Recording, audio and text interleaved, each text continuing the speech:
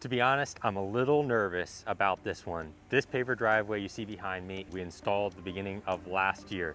5,500 square foot, beautiful paver driveway we put in. It's got a water feature. We did some really cool inlays and a beautiful walkway to the front porch. Tomorrow, we have a crane with a plunge pool on the back of it, somewhere between 80 and 100,000 pounds coming across this paver driveway, and it's gonna have to squeeze between the house right here, which is a super tight spot, and get beside the house to the backyard. And from there, they'll be able to take that off of the truck and then set it down in the hole, which you can see is going on right here in the backyard right now. So what we've got going on is Sonny is digging a hole for where this pool is going to go, and then Chris is moving the dirt. I mean, this is great dirt, so it's an easy dig for us. There's not too much clay, mostly like sandy loam.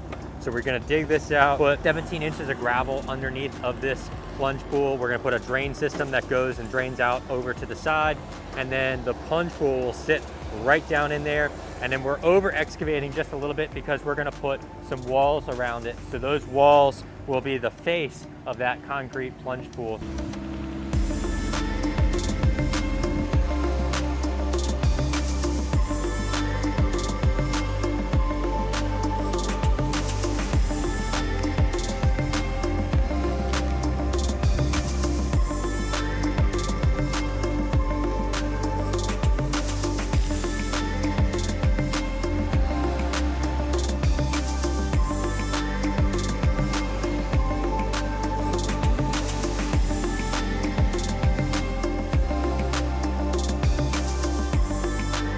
I honestly was losing a little bit of sleep over getting this crane in the backyard.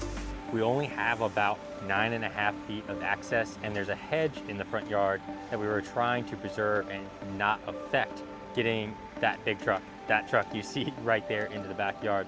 So we looked at actually having a crane come in here and having the crane come around the side of the house. We even looked at having a crane set up in the front yard and lift the pool over the house, but our client said, no way, that pool is going over my house. So we did a little bit of research and we found a company here that works with soak pools, and they're actually out of Bel Air, Maryland. So he got up about 4:30 this morning, trucked down here with the pool on his flatbed, and we were able to squeeze him right beside the house. I mean, we probably put a couple scuffs in his truck, quite honestly, when we came down the side of that, but we did get the truck into the backyard. Right now he's about to load and go out, and we won't have any issues now that we don't have the weight.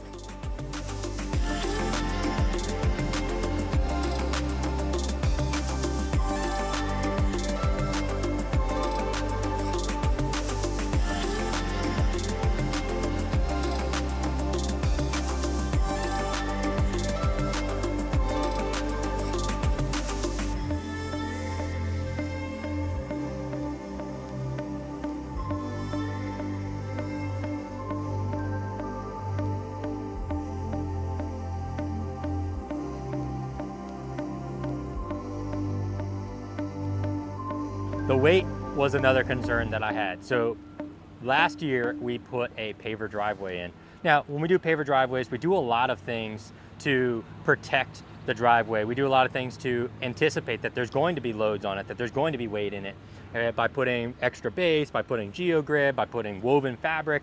All those things paid off in this situation. We had a truck that weighed almost 80,000 pounds go over a paver driveway with little to no deflection, and now you can't even tell.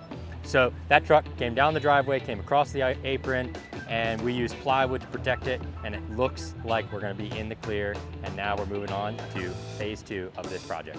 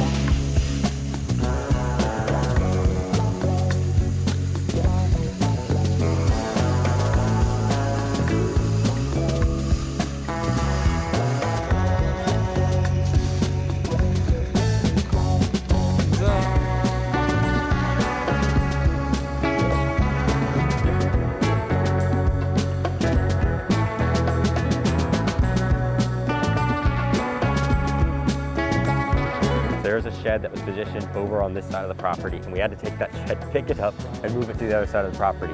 It ended up being right where I had wanted my water wall to start. Oh well, that shed is now in that spot, and that's where it has to stay. So one of the challenges is like, hey, with that shed moving there, now we kind of have to rework the water feature a little bit. We did. Yes. The best part for me though, I wasn't frustrated about the shed coming in because it was already there when I got there. That's right. So we did separate the two features. They were one contiguous piece. Right, because we had the fountain at the top and the spheres that you see. Those spheres were leading to like a waterfall that was supposed to flow in front of the walls, and then those walls were supposed to drop down into a much more large waterfall. We've lost 6,000 gallons, but the advantage is the spheres being independent. They can be managed and maintained on their own. You can either have That's water true. under them, or it could just be dry gravel, however they want, and it has absolutely no effect on the rest of the water feature. Yeah.